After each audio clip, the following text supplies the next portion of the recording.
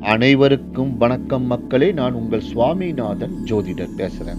இன்றைக்கு நம்ம யூடியூப் சேனலில் மிக முக்கியமான பயனுள்ள ஒரு ஜோதிட பதிவாக எடுத்துட்டு வந்திருக்கேன். தக்ஷணாமூர்த்தி வேறு, குரு பகவான் வேறு என்ற தலைப்பில் இந்த பதிவு உங்களுக்கு மிகவும் பயனுள்ளதாக இருக்கும் நான் நம்புகிறேன்.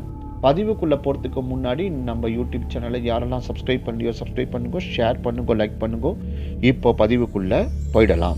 தக்ஷணாமூர்த்தி என்பவர் வேறு, குரு பகவான் என்பவர் வேறு.